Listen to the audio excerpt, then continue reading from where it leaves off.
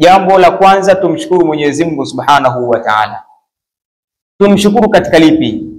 Kila mmoja kwa nafasi yake aliyeamua akasema kwamba kutokana na mazingira ambayo nilikuwa nayapitia huko awali, leo mimi nimeamua kubadilika, niingie msikitini, niswali, nifanye ibada, nifunge.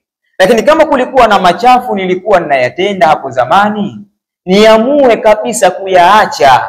Sasa hivi niwe katika watu safi. Alhamdulillah, jambo la mabadiliko, muda wa kuwa mwanadamu analo yeye mwenyewe, na kama ameamua kubadilika kweli, ni hatua ya kwanza ya kumshukuru Mwenyezi Mungu Subhanahu wa Ta'ala. Lakini hatua ya pili, hiyo itakuwa kwa sababu itakuwa bado sio pea, ili iwe pea. Hatua ya pili baada ya kuingia katika mabadiliko, na ili ufanikiwe kupitia mabadiliko yako hayo ya kheri, udumu. Hii ndio hatua ya pili, udumu kwenye mabadiliko yako.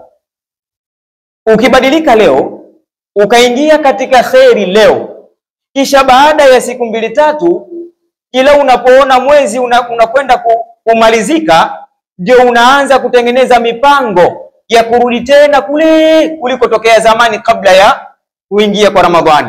Yani unatengeneza mipango, hapo itakuwa bado haujafaidika na mabadiliko yako hayo.